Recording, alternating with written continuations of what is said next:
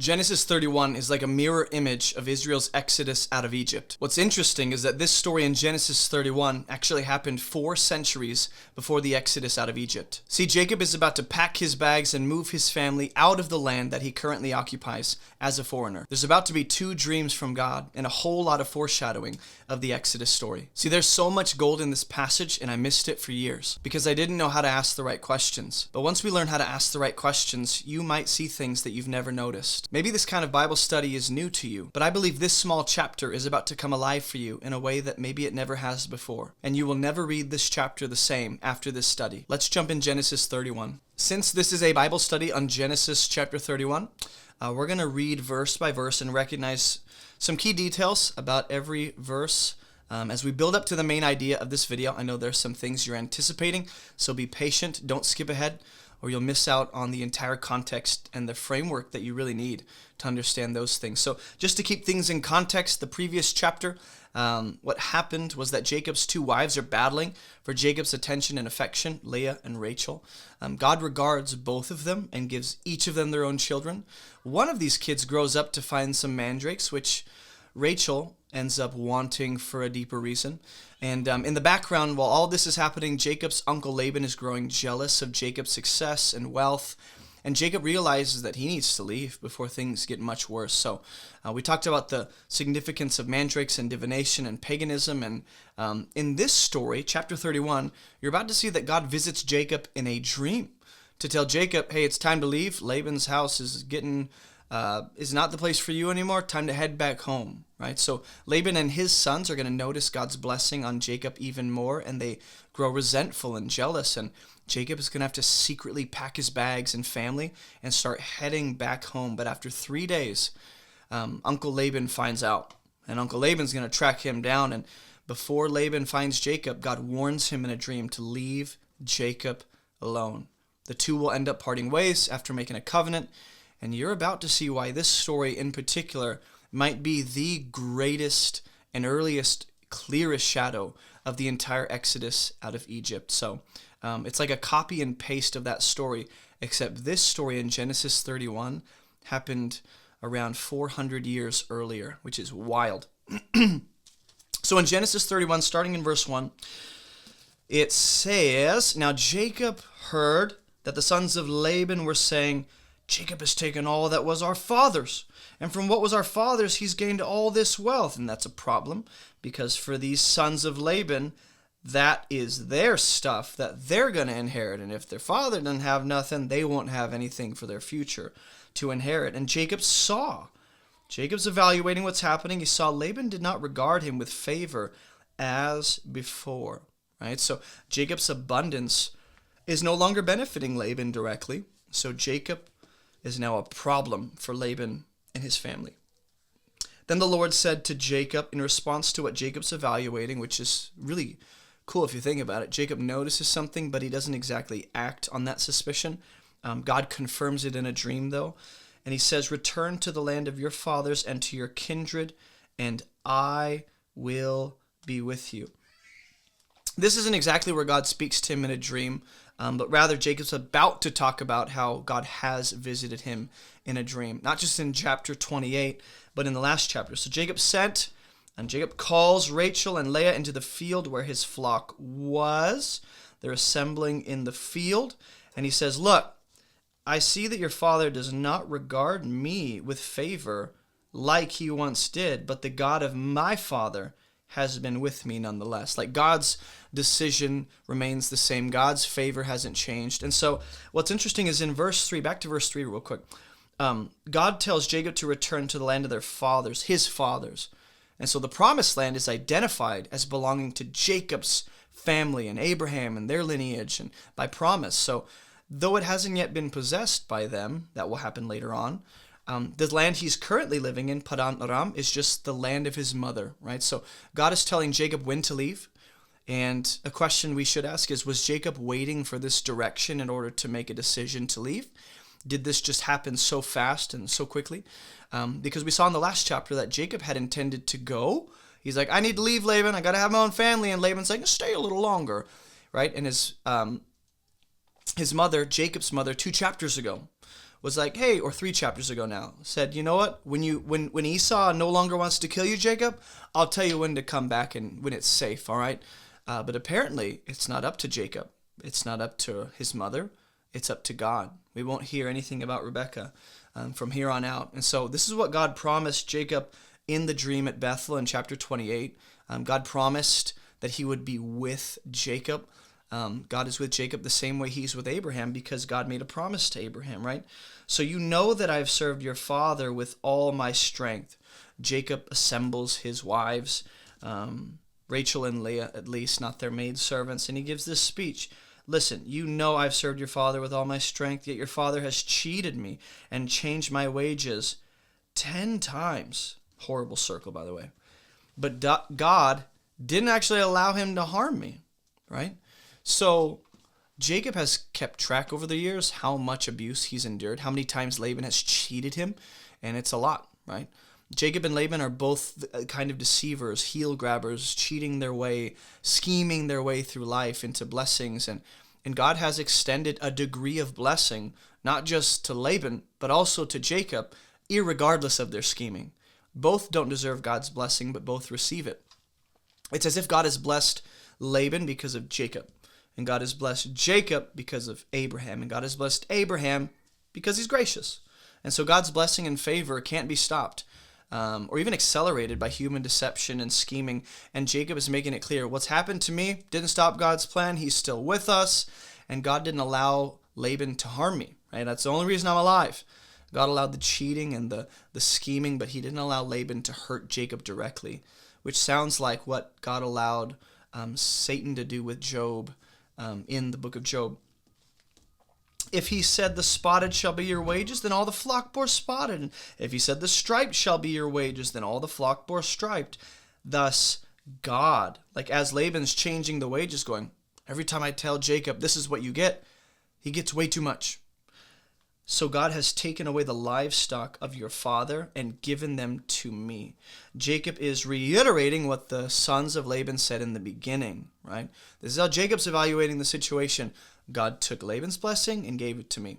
Even though Laban attempted to cheat Jacob and steal and scheme, through that, God actually gave Jacob more at the expense of Laban. So Laban kind of made himself decrease by trying to cheat God's chosen partner. So Jacob was a blessing to Laban at one time, but now Jacob has essentially taken all that Laban had. In the breeding season of the flock, I lifted up my eyes and I saw in a dream. This is one of the dreams in this chapter, besides the dream in chapter 28 with Jacob. And Jacob's kind of explaining how God brought about his abundance. Right? I saw that the goats that mated with the flock were striped, spotted, and mottled. Then the angel of God said to me in the dream, and by the way, this is going to be the angel of God he wrestles with in the next chapter, I believe. He said to me in the dream, Jacob, and I said, here I am. And he said, here is what you need to do. Based on what you're seeing, there's a response you should take. And he said, lift up your eyes and see all the goats that mate with the flock are striped, spotted, and mottled. And God says, I have seen all that Laban is doing to you. I am the God of Bethel. And so all the things that we saw Jacob doing in the last chapter, where he knew how to put the poplar sticks where the flocks were breeding, and that wasn't just something he learned through experience. Apparently that was divine insight that God gave him in a dream. And this is how we make sense of what he did, apparently. And God sees what Laban is doing to Jacob. I think that's incredibly important. As Jacob's explaining this dream to his 2 women, he goes, God came to me in a dream. And God has regarded those of low estate several times throughout this book of Genesis. God saw Leah was unloved. God saw she was barren. God saw Rachel was barren. God sees the oppressed and overlooked, Hagar being removed with Ishmael. And in the next 2 verses, we're going to see that Jacob and his wives are actually regarded as foreigners in Laban's house. Right? So it's as if God is taking care of the foreigner, Jacob, in a land he doesn't currently belong to. And God makes it clear that what Laban does to Jacob, it's oppressive. It's taking advantage of him as a kind of exploiting the foreigners, right? And the fact that God identifies himself with Bethel is incredible because God is identifying with the place and what happened there. as if to remind Jacob of who God is and what God promised to Jacob. Right, so now Jacob's relaying all this to Leah and Rachel, making sense of why they're going to leave. And God said, where you anointed a pillar and made a vow to me, yeah, I'm that God. So go out from this land and return to the land of your kindred. Then Rachel and Leah answered and said to him, we don't want to leave our daddy. No, is there any portion or inheritance left to us in our father's house? The answer, no. Jacob's taken it all. Are we not regarded by him as foreigners along with Jacob? Right? So Jacob doesn't belong here, even though it's the land of his mom. He's not a citizen. He's a foreigner. He's not a native, for he has sold us. So this is Leah and Rachel answering Jacob. Jacob's trying to sell them on leaving, explain why and what's happening, and they're like, we're with you. Like, he's indeed devoured our money. He sold us. He devoured our money.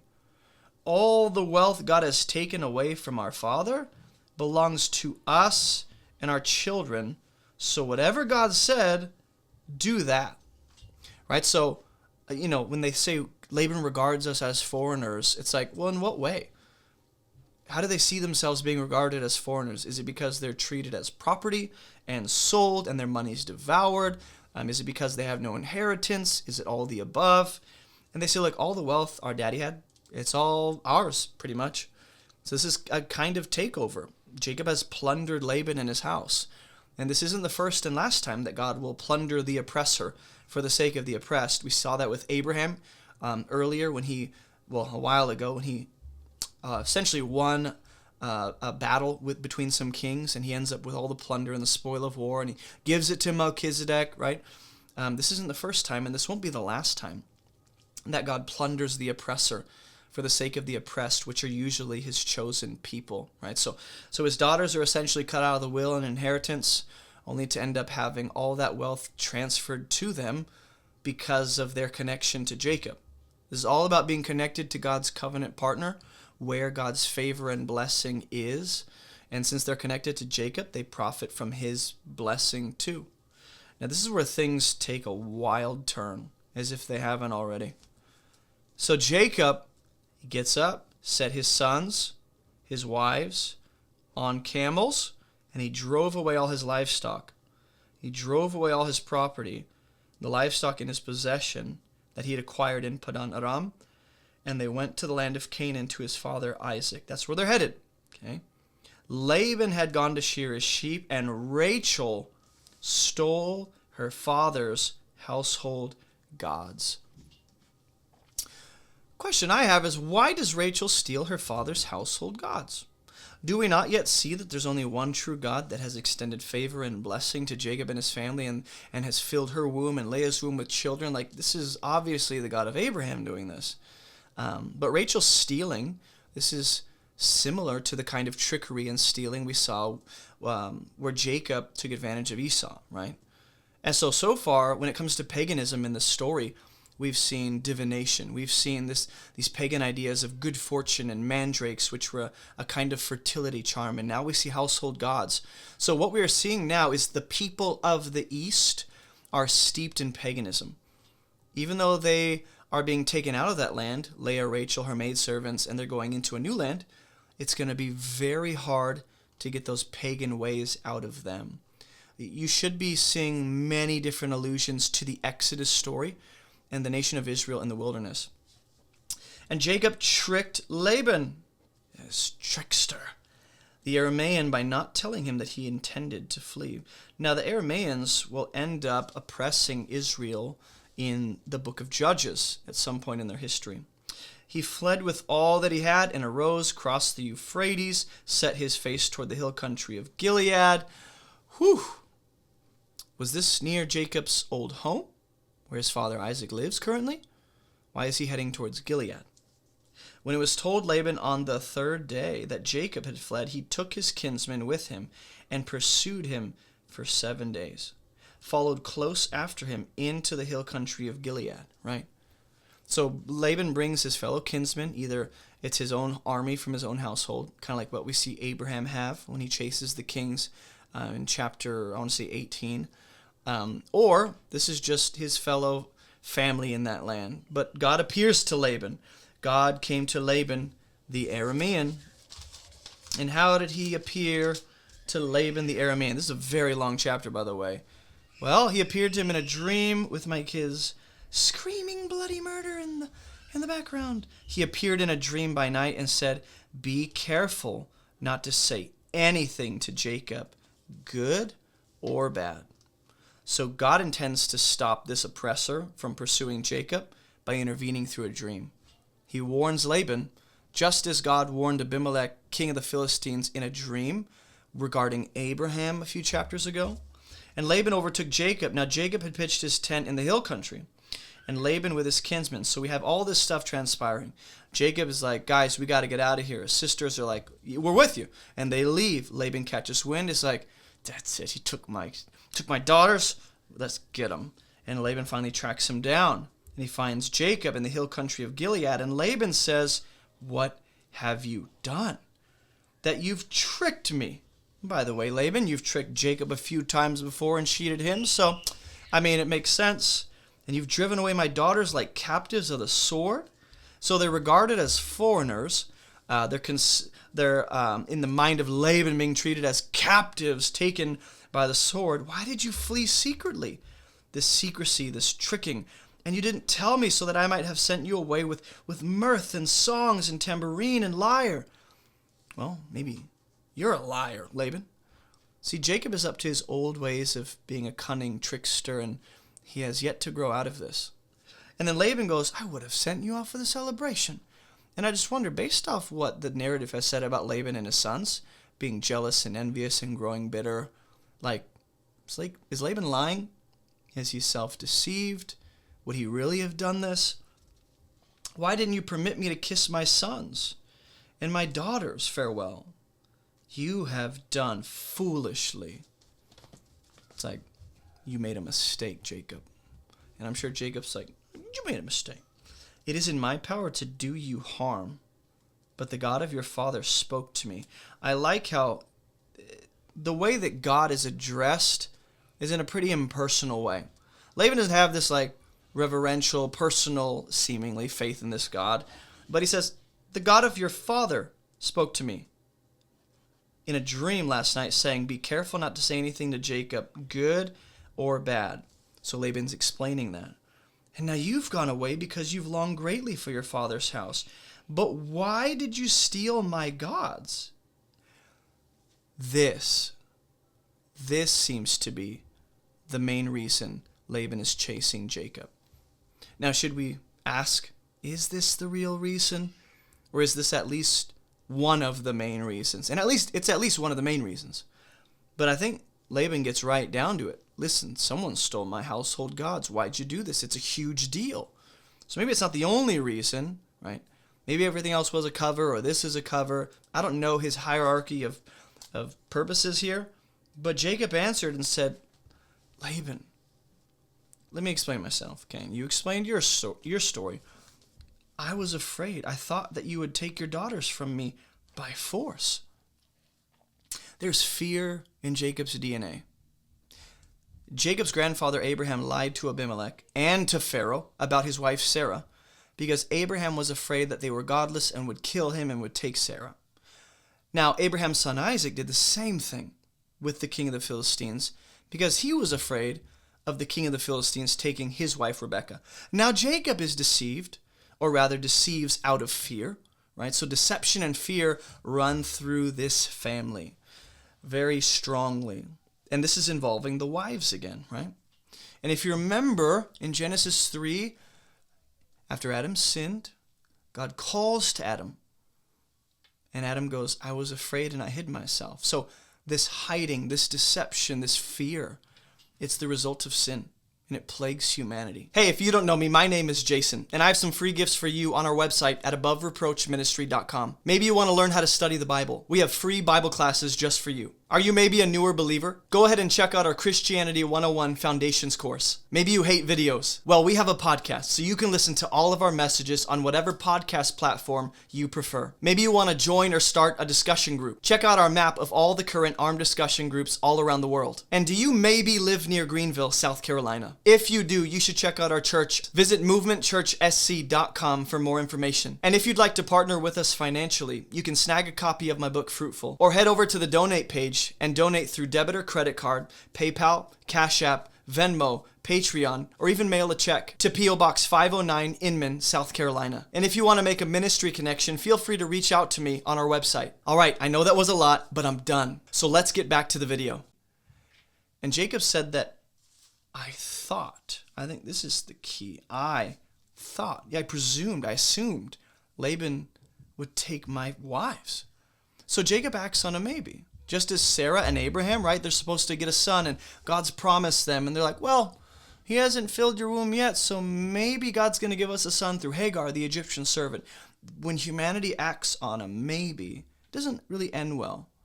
But here Jacob and Laban are both defending themselves and explaining themselves. And anyone with whom you find your gods shall not live. This is essentially, he's either making an official oath or he's just promising to Laban, like, let them die. And some would say this is why Rachel dies giving birth to Benjamin later, because of what he says and kind of brings it upon his own family, even though she brought it upon them by taking the household gods. In the presence of our kinsmen, point out what I have that is yours and take it. Go ahead, because Jacob knows, or at least thinks, that everything he has, he fairly earned. Now, Jacob did not know that Rachel had stolen those gods, which means she shouldn't live. So what does this say about their relationship? Right? Everyone seems to have some secrecy and some secret fears and intentions going on. So Laban went into Jacob's tent, into Leah's tent. He's digging around, looking into the tent of the two female servants. He did not find them.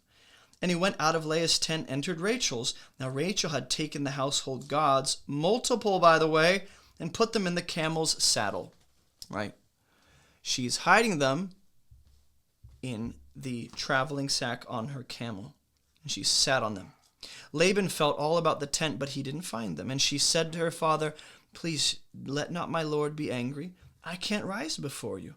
The way of women is upon me. What a great excuse. You can't. That's like the ultimate trump card. So he searched, but he didn't find the household gods. Then Jacob becomes angry and berates Laban. What is my offense, Laban? Like, after Laban's done digging around with his family, looking for his idols, which he seems to be obsessed with, enough to chase Jacob like a criminal, right? So that shows the paganism that's rooted deep in this people of the East. What is my sin that you've hotly pursued me? You have felt through all of my goods, right? Have you? What have you found of all your household goods? Nothing. Set it here before my kinsmen and your kinsmen, that they may decide between us two. These 20 years I've been with you, Laban. Your ewes, your female goats have not miscarried. I probably mispronounced that. I don't know how to pronounce it.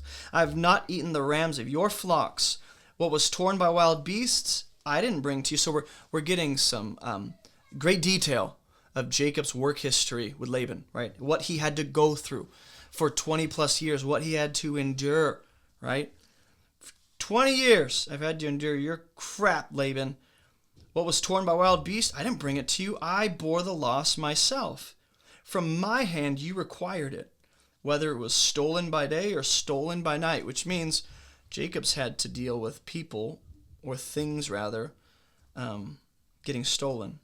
There I was by day, the heat consumed me, and the cold by night, and my sleep fled from my eyes.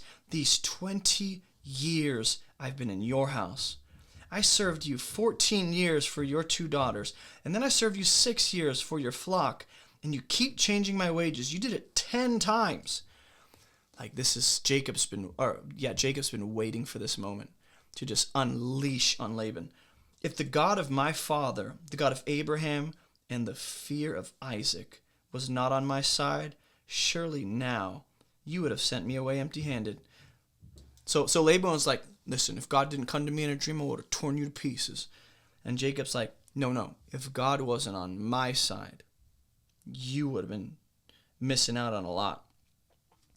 So this is an interesting name for God, the fear of Isaac. Now, this is a name for God that only appears 2 times in the entire Bible, and both times are in this one chapter. This is a very unique name for God.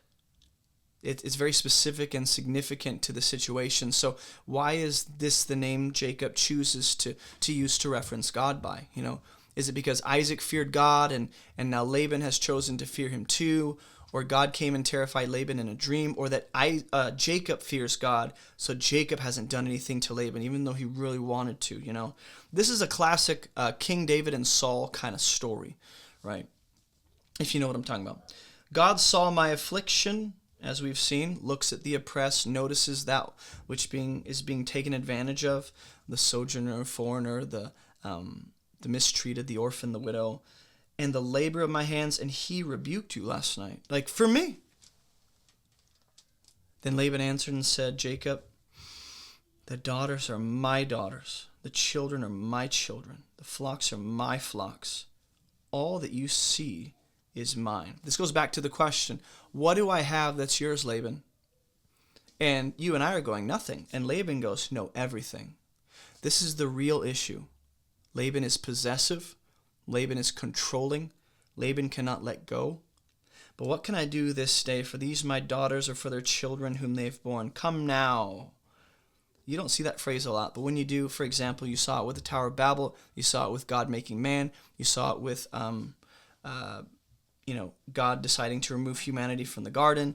You saw it with really the sons of God that come into women in Genesis chapter 6. So the phrase carries a punch. Let us make a covenant, you and I. Let it be a witness between you and me. So Jacob took a stone, set it up as a pillar in verse 45, right? So we saw this in chapter 28. Jacob had a stone under his head, fell asleep, had a dream in Bethel, right? And then set that up as a pillar. And this is just like Bethel, except it's not God's covenant with Jacob, but Jacob has a covenant with Laban. And I believe what we are seeing is another image of the Hebrew people having peace and having good relationship with the nations and the people of the East, the Gentiles, which Abraham and Isaac both displayed. Jacob said to his kinsmen, gather stones, and they took stones and made a heap, and they ate there by the heap. Now, this is not just some generic pile, but it likely indicates a kind of altar where sacrifices are made and a sacrificial meal is eaten. And either way, there is a covenant taking place, a covenantal meal of friendship and peace. Laban called it this, and Jacob called it Gilead. So there's obviously still disagreement. I'm going to call it this. Laban said, this heap is a witness between you and me today. Therefore, he named it Gilead. Did Laban name it? And he agreed with Jacob, and I was like, you know what? My name's stupid. I like yours. I don't know. And Mizpah. So we got 3 names. For he said, the Lord watch between you and me when we are out of one another's sight. And watch what Laban is mostly concerned with in this covenantal oath. If you oppress my daughters, if you take wives besides my daughters, although no one is with us, God is witness between you and me. We got a protective daddy here, right? Laban obviously loves his daughters and cares for them, but how is it that Laban apparently at least honors the true and living God of Abraham, and yet he has idols and other false gods, and Laban is a mixed bag, right? He's got some paganism, but he acknowledges and even seems to fear the God of Abraham enough to recognize his hand on Jacob and make this covenant and be like, I don't want any trouble, right? Then Laban said to Jacob, see this heap and the pillar which I've set between you and me. Take notice of it. This heap is a witness. We have 2 families making covenant. And again, it's the Hebrew people and the people of the East. It's a witness. I will not pass over this heap to you, and you will not pass over this heap and do harm to me. The God of Abraham, the God of Nahor, the God of their father, judge between us. So Jacob swore by, once again, the fear of his father Isaac. Right? So Nahor, if you remember, is Abraham's brother, but also that's his grandfather's name, Abraham's grandfather. So the God of Abraham is identified as their God too, which is interesting. Laban appeals to God as judge, leaves righteous judgment in God's hands instead of taking things into his own hands like he's been used to doing. And here God is once again referred to as the fear of his father Isaac. God is to be feared and reverenced and worshipped and obeyed, and that seems to be a larger focus of this story. And Jacob offered a sacrifice. Once again, that heap of stones is likely an altar in the hill country, called his kinsmen to eat bread. So they're sharing in the covenantal meal. They're benefiting from this. And they ate bread and spent the night in the hill country. Right? So this is a feast that's taking place, essentially. Early in the morning, Laban arose, kissed his grandchildren, kissed his daughters. He blessed them. And Laban went home. So now Laban, or they have Laban's blessing. A covenant has been made. The damage has at least enough been repaired. And here's where we'll end. This story, I know this is a longer video, but this is where things get, I just wanted you to get the overall context. We'll get an overview. And now you get to see how this story not only foreshadows the Exodus story in 15 different ways, but how this story is the earliest foreshadowing of the entire Exodus story put on full display. It's wild. So let me show you what I mean. If you go back, I think it's verse 6. In verse 6 and in verse 40 through 43, Jacob says, I'll try and show you, verse 41. We'll work our way backwards. He says, "These 20 years I've served you in your house." Now remember, the story of the Exodus is this. Israel is oppressed and enslaved to Egypt, this world power. The Pharaoh is killing the children and making sure that the Hebrew people don't grow too powerful. Moses is raised up after God hears the cry of his people. Moses is a prophet, does signs and wonders. God works miracles. God brings Israel out, and they walk through the Red Sea where the Egyptian armies get crushed by the waters. So that's the story. Jacob's time with Laban is for 20 years here is described in a very similar way to the way that Israel's time in Egypt is described. When they're in slavery under Pharaoh, Laban has cheated Jacob. Laban has changed Jacob's wages 10 times. Jacob was consumed, all this area right here, consumed by the heat of the day and the cold by night. He was sleepless nights. He didn't have enough sleep for the next day to work. Exhausting, burdensome work for a cheating, oppressive, selfish, lying man. And then verse 43 explicitly will tell us, or 42, that God saw Jacob's affliction in that land, which is verbatim what God does for Israel. He sees their affliction, their oppression, and the master over them, and he intends to break them free. Now back to verse 2, okay? It says, Jacob saw Laban didn't regard him with favor as before. If you remember, in the beginning, Laban loves Jacob because Laban's benefiting from all of Jacob's blessings and stuff. But now that Jacob has grown and multiplied and taken a lot of what Laban has, Laban does not like Jacob. In fact, Jacob is a threat to Laban. That's what we see happen with the first Pharaoh in Egypt. Remember when Joseph goes in, he secures a spot for his family to come and be taken care of. That Pharaoh over Egypt is a good Pharaoh. They love Joseph and his family and Jacob and great relationship. But a new Pharaoh rises up, and that Pharaoh sees Israel as a threat through a jealous lens. Fast forward to verse 11, right? You have verse 11, "The angel of God said to me in the dream, Jacob, and I said, here I am," right? So God visits Jacob by the angel of the Lord to let Jacob know, I'm going to defend you and deliver you and bring you out of this land and back to the promised land, just as God visits Moses in a burning bush, and Moses turns to see the voice coming out of the bush, and God goes, Moses, I'm about to deliver my people, and I'm going to send you to bring them into the promised land. Look at verse 12. And he said, lift up your eyes, I see all that Laban is doing to you. Right? God has seen all that Laban has done to Jacob. He comes to his aid, almost verbatim what God tells Moses. I've seen my people. I've heard their cry. I'm sending you as the solution.